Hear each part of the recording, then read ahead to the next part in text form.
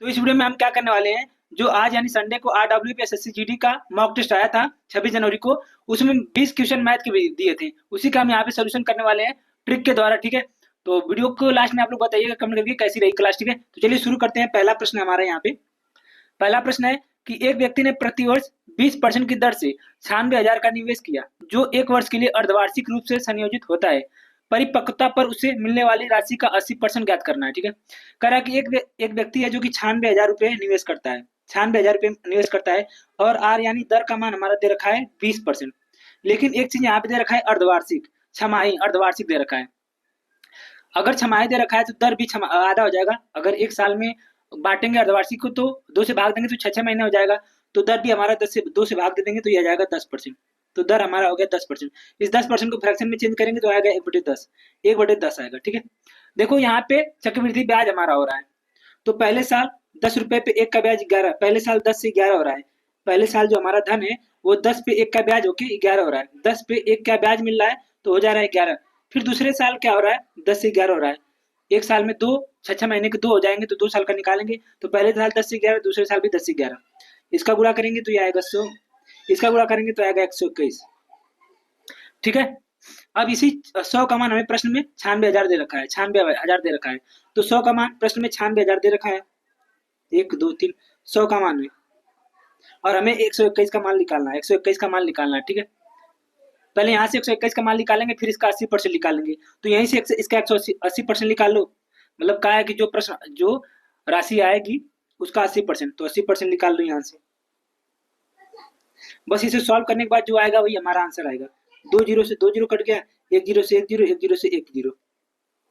ठीक, अब 8 एकम 8, 8 दूनी 16 के 6 हासिल 1, 8 एकम 8 1 9 गुणे 96, गुणे 96। ठीक है, अब इसको गुणा करने के बाद जो हमारा आएगा वही हमारा आंसर हो जाएगा।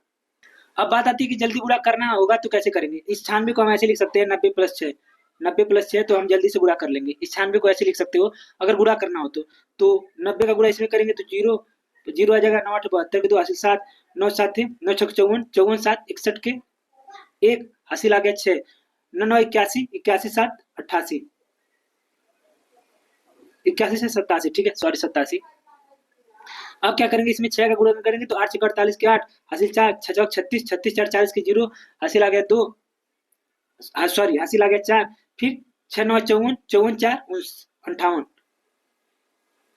सॉरी 58 इसमें जोड़ देंगे तो 8 2 9 7 5 12 के 2, ये आ गया 9, तो 92,928 ये हमारा आंसर आ गया। ठीक है, जल्दी कैलकुलेशन ऐसे किया जाता है। देखो आगे प्रश्न हमारा दूसरा, देखो मैं आराम से बताऊंगा, थोड़ा सा टाइम लग जाएगा तो मैनेज कर लेना। कह रहा है एक काम को 24 दिन में कर सकता है, एक काम को 24 दिन में कर सकता है। आगे कह रहा है कि बी उसी काम को 36 दिन में, बी उसी काम को 36 दिन में कर सकता है। ए उसी काम को 24 दिन में कर सकता है, बी उसी काम को 36 दिन में कर सकता है।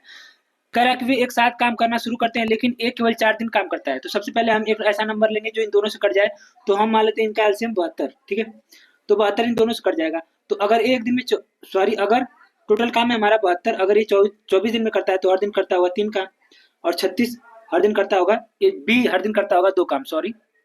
ठीक है, आगे कह रहा है कि वे एक साथ काम करना शुरू करते हैं लेकिन एक केवल 4 दिन के लिए काम करता है। तो ये दोनों मिलकर 3 2 5, एक दिन में 5 काम करते हैं, और ये इन्होंने साथ मिलकर 4 दिन काम किया, तो टोटल इन्होंने 20 काम कर दिया, टोटल इन्होंने 20 काम कर दिया। तो 72 में से 20 काम माइनस करेंगे तो आएगा 60, 72 में से 20 हमने कर दिया साथ मिलकर तो बचा 60 काम। आगे कह रहा है कि शेष काम यानी जो 60 काम बचा है वो बी द्वारा पूरा किया जाता है यदि काम को पूरा करने का ठेका 48 रुपए है। जो 72 काम है, जो 72 काम है, ये 72 काम जो है इसे पूरा करने का ठेका जो है 48 रुपए है। यानी अगर कोई 72 काम करेगा, 72 काम को करेगा तो उसे 48 रुपये दिया जाएगा, 48 रुपये दिया जाएगा। तो हम यहाँ से एक काम की वैल्यू का मान निकालेंगे, तो 24 नहीं 72, 24 दूना 48, 200, एक का मान आ गया 200/3, एक यूनिट का मान आ गया 200/3, एक यूनिट का मान आ गया 200/3। ठीक है, तो ये जो बचा हुआ काम है बी, इस 60 काम को बी करेगा, तो 60 यूनिट का मान निकाल लेंगे, तो एक यूनिट का मान आ गया 203/2, तो 60 का मान आएगा तो 200/3 से इसमें गुणा कर देंगे, तो 3 दूना 6, ये आ गया 4000। तो यही हमसे प्रश्न पूछा है कि जो बचा हुआ काम है उसको अगर बी करेगा तो उसके हिस्से में कितने रुपए आएगा। तो बचा हुआ काम 60 है, तो 60 काम अगर बी करेगा तो 4000 रुपये वो पाएगा। ठीक है, आगे प्रश्न नंबर 3 है, आसानी है। कह रहा कि एक व्यक्ति ने पहले 5 महीने में औसतन 1600 रुपये 5 महीने का औसतन 1600 है, तो हम 5 महीने का टोटल निकालेंगे, 16 पास 80 यानी कि 8000 हो गया। ठीक है, आगे कह रहा है कि अगले 7 महीने का औसतन, अगले 7 महीने का औसतन है 1800, तो हम अगले 7 महीने का टोटल निकालेंगे, तो 0 8 7 56 से 12, ठीक है, इतना आ गया 12600। कह रहा कि अगले 7 महीने का औसतन 1800 रुपये प्रति माह खर्च करके वो 4180 रुपये बचाता है, 4180 रुपये बचाता है, मतलब 5 महीने में इतना खर्च करता है, 7 महीने में इतना खर्च करता है, और उसके बाद भी 4180 रुपये बचा देता है। तो इन तीनों को जोड़ लेंगे तो हमारा टोटल आय निकल जाएगा, टोटल रुपया निकल जाएगा। तो जोड़ लीजिए 0 8 6 7 8 2 10 4 14 के 4 2, ये आ गया 24 78 0। ठीक है, कह रहा कि उस व्यक्ति की प्रति माह औसत आमदनी कितनी है, औसत आमदनी पूछा है, तो इसे सॉरी इसे 12 से भाग दे देंगे, इसे 12 से भाग दे देंगे। ठीक है, तो 12 दूना 24, फिर भाग नहीं जाएगा तो 0 12 6 78 12 5 60, ये आ गया 2065, ये आंसर आ गया 2065 उसकी औसत आमदनी है। आगे हम चलते हैं, आगे हमारा प्रश्न है प्रश्न नंबर 4। क्या बोल रहा है कि यदि कोई 9 अंकों की संख्या है, ये 9 अंकों की संख्या है 7 8 5 x 3 6 7 और 8 और यहाँ पे y है, कह रहा कि ये 72 से कट रहा है, ये 72 से कट रहा है, ये 72 से कट रहा है। ठीक है, तो 3x x माइनस 4y का मान हमें बताना है, 3x और 4y का मान हमें बताना है। ठीक है, तो देखो कोई भी नंबर अगर 72 से कट रहा है तो वो 8 और 9 से भी कटना चाहिए, क्योंकि ये इसी का मल्टीप्लाई, इसी का फैक्टर है। तो और कोई नंबर अगर ये पूरा पूरा 72 से कट रहा है तो ये 8 और 9 से भी कटना चाहिए। तो आपको पता है कि जब कोई नंबर 8 से कटता है तो उसका जो लास्ट का 3 अंक होता है वो भी 8 से कटता है, जो लास्ट का 3 अंक होता है वो भी 8 से कटता है, जो लास्ट का 3 अंक होता है वो भी 8 से कटता है। तो अगर लास्ट के 3 अंक 7 8 वाई है, 7 8 वाई है, तो वाई की जगह ऐसा हम क्या रखें कि ये 8 से कट जाए। तो देखो 8 9 72 होता है, 72 होता है, तो यहाँ पे आ गया 6। अब y की जगह ऐसा क्या रखें कि ये 8 से पूरा पूरा कट जाए, तो अगर यहाँ पे y की जगह 4 होता तो ये पूरा पूरा कट जाता, तो y बराबर हमारा आ गया 4, y बराबर आ गया हमारा 4। ठीक है, तो y बराबर हमने निकाल लिया 4। अब देखो जो 9 का मल्टीप्लीकेशन का नियम होता है कि जो नंबर 9 से कटेगा उसके अंकों का जोड़ भी 9 से कटेगा, तो इसके अंकों का जोड़ निकाल लेते हैं। तो 8 7 15 15 5 20, x को अभी छोड़ देते हैं, 20 3 23 23 6 29 29 और 7 36 37 4 40 8 48 48 प्लस एक्स, 48 प्लस एक्स। अब इससे अगर हम 48 में क्या जोड़ें कि वो 48 में x की जगह क्या रखें कि वो 9 से पूरा पूरा कट जाए, तो हमको पता है कि 9 5 45 होता है। अगर यहाँ पे हम 6 रखेंगे, अगर x की बराबर यहाँ पे हम 6 रखेंगे तो ये हो जाएगा 54, तब ये पूरा पूरा कट जाएगा। तो x का मान आ गया 6, तो यहाँ पे रख दी 36 18, यहाँ पे रख दो y का मान 4 चौको 16, तो यहाँ से आ गया 2, यहाँ से आ गया 2। ठीक है, तो इसको ऐसे ही सॉल्व करना था, कुछ नहीं है। अब यहाँ पे हमारा 5वां प्रश्न है जो कि सरलीकरण का है, अगर कठिन दिया होता तो मैं करा देता, बस इसमें गुणा करना है, उसके बाद गुणा करके जो आएगा वो कर लेना है। ठीक है, तो आगे हम चलते हैं अपने अगले प्रश्न पे, 6वें पे। हमारा प्रश्न नंबर 6 है, कह रहा है कि 45 सेंटीमीटर 75 सेंटीमीटर 1 मीटर 20 सेंटीमीटर और 1 मीटर 35 सेंटीमीटर लंबाइयों की सटीक माप कर सकने वाले पैमाने की अधिकतम लंबाई। अधिकतम लंबाई का मतलब है, मैक्सिमम का मतलब होता है एचसीएफ, हाईएस्ट कॉमन फैक्टर, यानी एचसीएफ इसका निकालना है। तो जो मीटर में उसे सेंटीमीटर में चेंज कर लो, एक 45 सेंटीमीटर दे रखा है, ये 75 सेंटीमीटर दे रखा है, और ये दे रखा है 1 मीटर 20 सेंटीमीटर, तो 1 मीटर में होता है 100 सेंटीमीटर, तो ये हो जाएगा 120 सेंटीमीटर। आगे दे रखा है 1 मीटर 35 सेंटीमीटर, तो 100 और 35 135 सेंटीमीटर। ठीक है, अब 45 75 120 और 35 का हमें एचसीएफ निकालना है, तो वो हमारा अधिकतम लंबाई आ जाएगा। तो हम देख रहे हैं 15 से ये भी कट रहा है, 15 से 45 15 5 75 15 8 120 15 9 135, 15 से कट रहा है। अब ऐसा कोई भी नंबर नहीं है जो इन चारों को काट दे, तो यही हमारा एचसीएफ हो जाएगा, तो हमारा आंसर आ गया 15। ठीक है, आगे हमारा प्रश्न है 7। क्या कह रहा है कि दो संख्याओं के बीच का अंतर 1300 है, यदि एक संख्या का 8% दूसरी संख्या के 10% के बराबर है, तो मान लेते हैं कि एक संख्या ए है, इसका 8% यानी 8/100, और एक संख्या दूसरी संख्या बी है, उसका 10%, ये दोनों बराबर है, ये दोनों बराबर है। ठीक है, तो 100 से 100 कट गया, ए बी को इधर लेके आएंगे तो बटे में हो जाएगा 10/8। ठीक है, तो इसको काट देंगे, 2 5 10 2 चौको 8। ठीक है, तो हम देख रहे हैं एक संख्या है 5 और दूसरी संख्या है 4, कह रहा है कि इनके बीच का अंतर 1300 है, तो इनके बीच का अंतर कितना है, एक का मान कितना दे रखा है, 1300 दे रखा है, एक का मान 1300 दे रखा है। ठीक है, तो पूछा है कि दोनों संख्याओं का योग, तो दोनों संख्याओं का योग कितना होगा, 5 + 4, 5 + 4 = 9, तो 9 ये भी 9 नहीं होगा, 1300 ज्यादा होगा, 1300 गुना होगा 13 9 117। ठीक है, 11700, 13 9 117 11700 होगा। ठीक है, आगे चलते हैं प्रश्न नंबर 8। क्या बोल रहा है कि 19 23 और 38, 19 23 और 38 का चतुर्थ अनुपाती बताना है। तो मान लेते हैं कि चतुर्थ अनुपाती x है, तो 19/23 बराबर 38/x, इसी का मान बताना है। तो x बराबर आ जाएगा 38 गुणे 23 और बटे में आ जाएगा 19। ठीक है, तो 19 दूना 38, 23 दूना 46, आंसर आ गया हमारा 46। ठीक है, आगे हमारा प्रश्न है प्रश्न नंबर 9। क्या बोल रहा है कि एक पंखा 20% के लाभ पर बेचा जाता है। मान लेते हैं कि कोई चीज 100 रुपए का रहा होगा और उसे हम 20% के लाभ पर 120 में बेचते हैं। 20% के लाभ पर 120 में बेचते हैं। ठीक है, यहाँ पे 20% के लाभ पर हम बेच रहे हैं, 20% के लाभ पर बेच रहे हैं। ठीक है, आगे कह रहा है कि यदि पंखे का क्रय मूल्य और विक्रय मूल्य दोनों 50 कम कर दिया जाए। यदि पंखे का क्रय मूल्य और विक्रय मूल्य यानी 50 रुपए ये कम किया जाएगा और 50 रुपए ये कम किया जाएगा, तो ये 50 रुपया कम करेंगे तो ये 50 हो जाएगा, ये कम करेंगे तो ये 70 हो जाएगा, ये 70 हो जाएगा, सॉरी ये 70 है, 70 हो जाएगा। कह रहा है कि विक्रय मूल्य और क्रय मूल्य दोनों 50 कम हो जाते हैं तो लाभ 5% अधिक हो जाता है। तो अब हम यहाँ से चेक कर लेंगे कि हमें कितने का लाभ हो रहा है। तो 50 पे 20 का लाभ हो रहा है, 50 पे 20 का लाभ हो रहा है, परसेंटेज के लिए 100 से गुणा कर देंगे तो 50 दूनी 100, ये आ गया 40%, ये हो गया 40%। मतलब जब हम 50 रुपए कम किया तो 50 रुपए कम करने के बाद यहाँ पे हमें 40 रुपए का लाभ हो रहा है। पहले 20 रुपए का लाभ हो रहा था, अब 40 रुपए का लाभ हो रहा है। कितना लाभ अधिक है? तो कितना लाभ अधिक है? तो 20% लाभ अधिक है। तो यहाँ पे 20% का लाभ, यहाँ पे 40% का लाभ, तो कितना ज्यादा लाभ हो रहा है? 20% का लाभ ज्यादा हो रहा है, 20% का लाभ ज्यादा हो रहा है। ये क्यों हो रहा है? क्योंकि हम 50 रुपए प्रत्येक में बढ़ा रहे हैं। तो हमसे पूछा है कि वास्तविक मूल्य, तो वास्तविक मूल्य हमें 100 का मान निकालना है। तो यहाँ पे 5 से गुणा करेंगे तो इधर से भी इधर भी 5 से गुणा करेंगे तो 100% का मान आ जाएगा 250। 100% का मान आ गया 250, तो ये हमारा आंसर हो गया। इसको एक और तरीके से कर सकते हैं। देखो आगे प्रश्न है हमारा 10, जो कि साधारण ब्याज का सवाल है, आसानी है। कह रहा है कि 16 रुपए की धनराशि पर 2 वर्ष 3 माह का साधारण ब्याज 252 रुपए है। ब्याज की दर बताना है। ब्याज हमारा दे रखा है 2.52, ठीक है, ये साधारण ब्याज है। मूलधन हमारा दे रखा है 16 और गुणे दर, दर का मान हमें निकालना हमको पता नहीं है। ठीक है, और समय हमारा दे रखा है 2 साल 3 महीने। तो अगर 3 महीने को हम चेंज करेंगे साल में तो 3/12 से भाग देंगे तो 1/4 आ जाएगा। तो 2 सहित 1/4 साल का, तो 4 दूनो 8, 1 9, 9 बटे आ गया 4, 9 बटे आ गया 4। ठीक है, 9 बटे आ गया 4 और बटे में 100 रहेगा, बटे में 100 रहेगा, गुणे 100। ठीक है, तो यहाँ से हमें आर का मान निकालना है। तो आप लोग निकाल सकते हो आर का मान। देखो जब इस 100 का गुणा इसमें होगा तो ये दशमलव हट जाएगा। ठीक है, और 4 चौक को 16 हमने यहाँ से निकाल लिया। इसको करेंगे 4 छके 24, 4 दूना 4 चौको 24, 4 तेई 12, 9 से काटेंगे तो 9 सात 63, यानी आर का मान आ गया 7%। आर का मान आ गया 7%, ये हमारा आंसर है, आर का मान आ गया 7%। ठीक है, आगे हमारा प्रश्न है, ये भी बता देता हूँ, प्रश्न नंबर 11।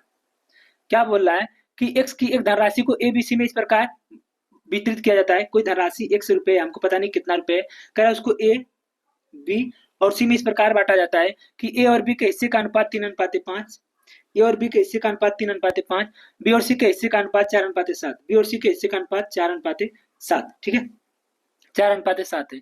तो सबसे पहले हम एबीसी का अनुपात निकालेंगे। सबसे पहले एबीसी का अनुपात निकालेंगे तो हम देख रहे हैं यहाँ पे बी 5 है, यहाँ पे बी 4 है। तो ऐसा तो हो नहीं सकता कि एक ही चीज दो जगह अलग अलग हो। तो इसको हम बराबर करेंगे। तो या तो बराबर कर लो या तो इसके आगे ये लिख दो, या तो इसके आगे एक स्थान खाली तो यहाँ पे 5, इसके पहले एक स्थान खाली तो यहाँ पे 4। तो 4 3 12, 5 चौक को 20, 7 5 35। ये ए बी सी का मान आ गया। ए बी सी का अनुपात आ गया 12 20 35। आगे प्रश्न में दे रखा है कि ए और सी के बीच क्या, ए और सी के हिस्सों के बीच का अंतर 2001 है। तो ए और सी के बीच के हिस्सों का अंतर कितना है? यहाँ से हो गया 23। इसी 23 का मान हमें प्रश्न में दे रखा है 2001। इसी 23 का मान प्रश्न में 2001 दे रखा है। 23 का मान 2001 दे रखा है। ठीक है, तो 1 यूनिट का मान हम निकाल लेंगे। 1 यूनिट का मान आ जाएगा 2001/23, 2001/23। ठीक है, 1 यूनिट का मान आ गया 2001/23। तो हमसे पूछा है कि टोटल मान x का मान, तो टोटल x का मान कितना होगा? 12 20 और 35 को जोड़ेंगे तो 5 दूना 7, 3 2 5 1 6 67, यानी 2001/23। ये तो 1 यूनिट का मान है, गुणे कर देंगे 67, गुणे कर देंगे 67। इसी को सॉल्व करने के बाद जो हमारा आएगा वही हमारा आंसर होगा। तो आप लोग इसे सॉल्व कर लीजिएगा, जो भी आएगा वही इसका आंसर होगा। 23 से पहले इसको भाग दे देना, तो पहले फिर उसके भाग देने के बाद जो आएगा इसमें गुणा कर देना, हमारा आंसर आ जाएगा। आगे प्रश्न है प्रश्न नंबर 12, आसान प्रश्न है। प्रश्न नंबर 12 क्या बोल रहा है? कह रहा है कि दो पाइप एस तथा यू है। एस तथा यू है, एस जो है 24 घंटे में और यू जो है 30 घंटे में भर सकते हैं। एक पाइप है जो कि टंकी को 24 घंटे में और यू जो है 30 घंटे में भर सकता है। तो सबसे पहले एक ऐसा नंबर लेंगे जो इन तीनों से दोनों से कट जाए।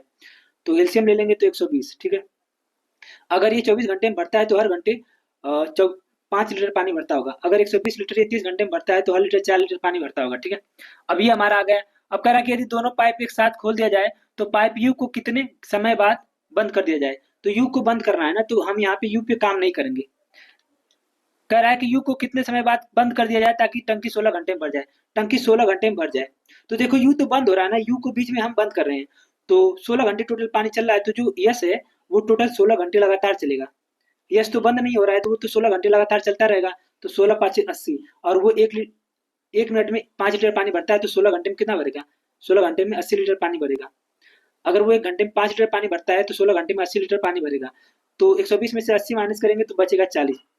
अब ये 40 लीटर पानी बचा है, इसे यू ने भरा है, तो कितने घंटे में भरा है? 1 घंटे में 4 लीटर, तो 4 से भाग देंगे तो 10 घंटे में। यानी कि 10 घंटे तक यू चला था, उसके बाद इसे बंद कर दिया गया।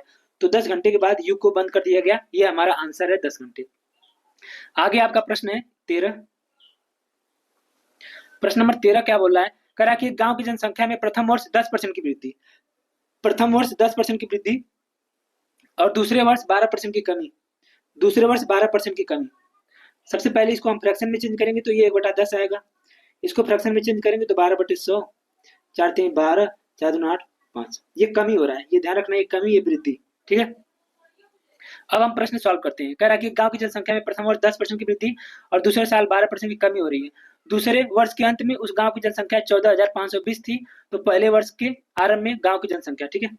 तो देखो पहले साल क्या हो रहा है? 10 पे 1 की वृद्धि 11, 10 पे 1 की वृद्धि 11 हो जा रहा है, 10 पे 1 की वृद्धि 11 हो जा रहा है। और दूसरे साल क्या हो रहा है? 25 पे 3 की कमी, 25 पे 12 की 3 की कमी, यानी 25 से 3 की कमी 22 हो रहा है, 25 से 22 हो रहा है, 25 से 22 हो रहा है। तो बस इसका सीधा सीधा गुणा कर लेंगे तो ये आ जाएगा 250। ये आ गया 11 दूना 22 के 2, 11 दूना 22, 2 24, 242 आ गया, 242 आ गया। ठीक है। तो इसी का मान हमें प्रश्न में दे रखा है 2 साल बाद। ये हमारा 2 साल बाद है, ये 2 साल पहले का है।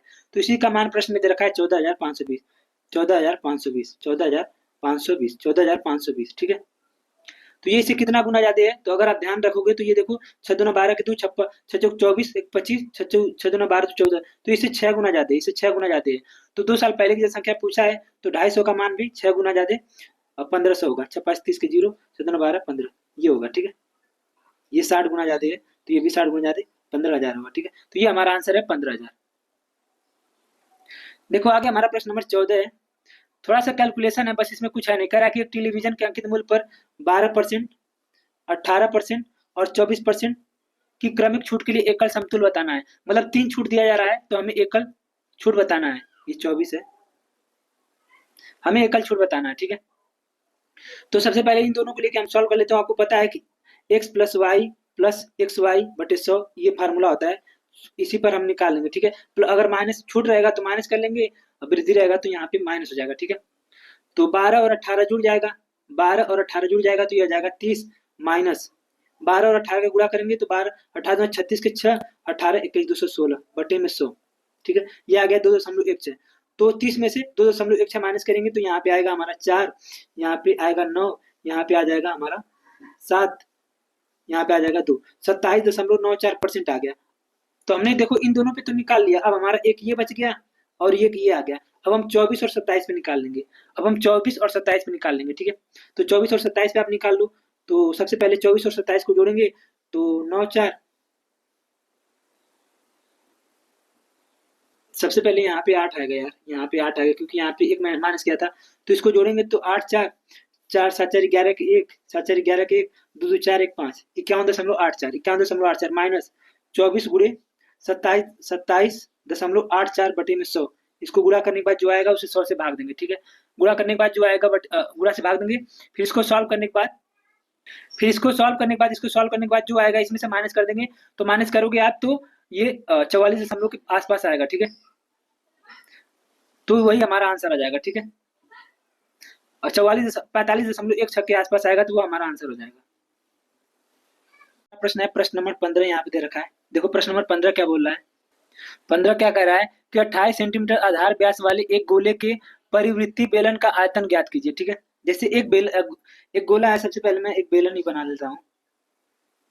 ये एक बेलन है,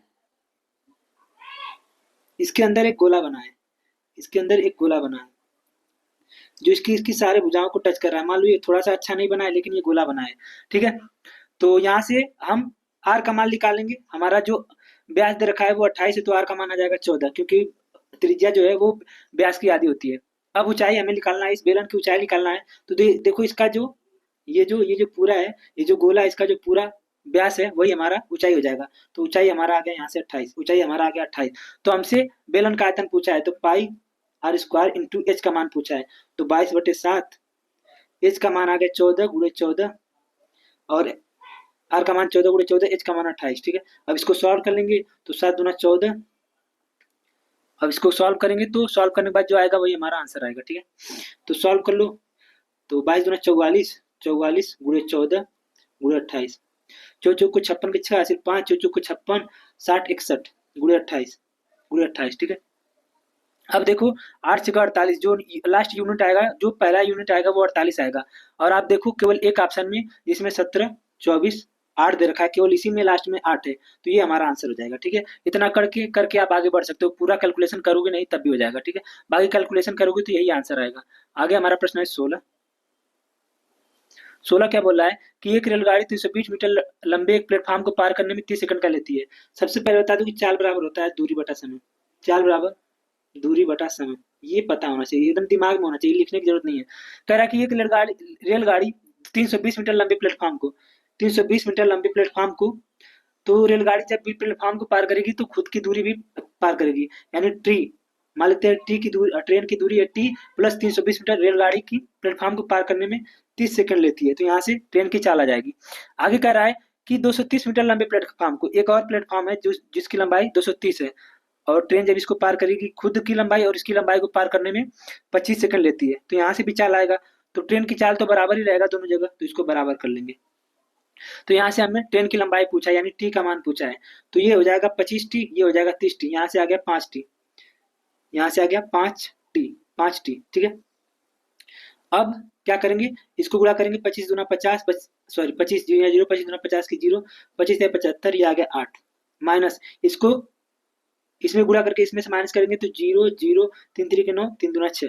ठीक है, अब इसको माइनस करेंगे तो क्या आएगा, 0 0 1 1, 5 टी बराबर आ गया 1100, तो टी बराबर आ गया 220, टी बराबर आ गया 220। इसी का मान हमसे पूछा था ट्रेन की लंबाई। आगे प्रश्न है प्रश्न नंबर 17। कह रहा है कि टोटल दूरी है 100 किलोमीटर। कह रहा है कि 100 किलोमीटर की यात्रा के दौरान एक चालक पहले 50 किलोमीटर को 50 की स्पीड से, 50 को 50 की स्पीड से, तो यहाँ पे 1 घंटे में तय कर लेगा, यानी हमारा समय आ गया 1 घंटे। कह रहा है कि अगले 25 किलोमीटर को 50 की स्पीड से, तो 25/50 यानी यहाँ पे आ गया 1/2, यहाँ पे हमारा समय आ गया 1/2। ठीक है, यानी आधे घंटे।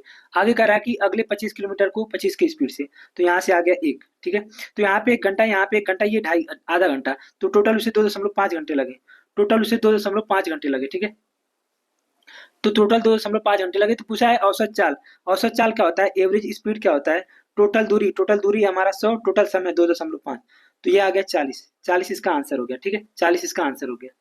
नंबर हमारा 18 क्या दे रखा है, कह रहा है कि एक आयत की लंबाई इसकी चौड़ाई की 3 गुने से 4 मीटर कम है। तो मान लेते ये लंबाई हो गया, ये चौड़ाई, तो मान लेते चौड़ाई हमारा x है, तो लंबाई इसकी चौड़ाई का 3 गुना, तो 3 गुने से 4 कम है, तो -4 कर देंगे, तो ये लंबाई हो गया, ये चौड़ाई हो गया। ठीक है, अब कह रहा है यदि इसका परिमाप 28 है, तो हमको पता है परिमाप होता है 2 कोष्ठ में लंबाई प्लस चौड़ाई, परिमाप दे रखा है 28। ठीक है, तो इसको काटेंगे तो ये आ जाएगा 14, तो चौड़ाई है x और लंबाई हमारा 3x - 4, ठीक है, बराबर 14। तो ये इधर जाएगा तो ये हो जाएगा 4x बराबर हो गया 18, तो x बराबर हो गया 18/4, तो ये आ गया 9/2, 9/2, ये आ गया 9/2। ठीक है, तो x का मान आ गया 9/2, तो यहाँ पे रख देंगे, तो चौड़ाई हमारा आ गया 9/2। अब लंबाई निकाल लो यहाँ से, तो यहाँ पे रखोगे तो 27/2 हो जाएगा -4, 27/2 -4, तो 4 दूना 8, 27 में से 8 घटाएंगे तो ये हो जाएगा 19/2, 19/2, 19/2। तो हमसे इसका क्षेत्रफल पूछा है, तो क्षेत्रफल क्या होता है, लंबाई गुणे चौड़ाई, तो लंबाई है 19/2 गुणे चौड़ाई है 9/2, तो 19 9 होता है 171/4, तो 4 से इसको भाग देंगे, तो 4 चौक को 16, ये 4 दूना 8, 4 से 28, ये आ गया 42.75, ये इसका आंसर है 42.75। ठीक है, आगे प्रश्न है 19 वाला। 19 क्या कह रहा है, कह रहा है कि एक टीवी सेट का वास्तविक मूल्य 9,000 है, टीवी सेट का वास्तविक मूल्य 9,000 है।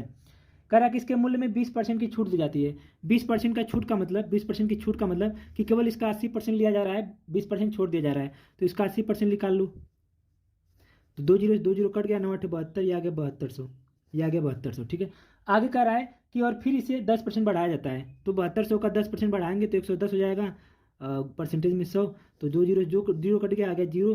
11 दूना 22 के 2, 11 7 77, 2 79, 7,920 ये इसका आंसर है। 7,920 ये इसका आंसर है। आगे हमारा प्रश्न है, यहीं पे बताता हूँ, लास्ट है 20। क्या है कि दो व्यक्ति एक की ओर एक 40, दो व्यक्ति हैं, एक 40 की स्पीड से इधर जाता है, दूसरा 42 की स्पीड से इस तरफ आता है, और इनके बीच की दूरी दे रखी है 41 किलोमीटर। इनके बीच की दूरी 41 किलोमीटर दे रखी है। देखो प्रश्न में मैं जब पहले मैंने इसको सॉल्व किया था तो मुझे अजीब लगा, क्योंकि आंसर आ नहीं रहा था। फिर मैंने समझ गया कि इसका भाषा ही गलत दिया है। ये व्यक्ति इधर जा रहा है 40 की स्पीड से, ये व्यक्ति इधर आ रहा है 42 की स्पीड से। टोटल इनके बीच की दूरी है 41 किलोमीटर। कह रहा कि ये कितने समय के बाद मिलेंगे, तो 41 किलोमीटर। आपको पता है कि जब कोई चीज़ विपरीत दिशा में जाती है तो उनकी स्पीड जो है जुड़ जाती है, तो इनकी स्पीड जुड़ के हो जाएगी 82। ठीक है, तो आपको पता है कि चाल बराबर होता है दूरी बटा समय, तो हमसे समय पूछा है, तो दूरी बटा हो जाएगा चाल। तो दूरी है 41, चाल है हमारा 82। ठीक है, यहाँ से हमारा समय आ जाएगा, तो ये कट के आ गया 1/2, ये 1/2 घंटे आ गया। और हमसे आंसर मिनट में पूछा है, तो 1/2 घंटे को मिनट में चेंज करेंगे तो 60 से गुणा करेंगे तो आ जाएगा 30। ठीक है, तो ये आंसर आएगा 30 मिनट बाद ये दोनों एक दूसरे से मिलेंगे। तो कैसी रही कमेंट करके बताइएगा क्लास।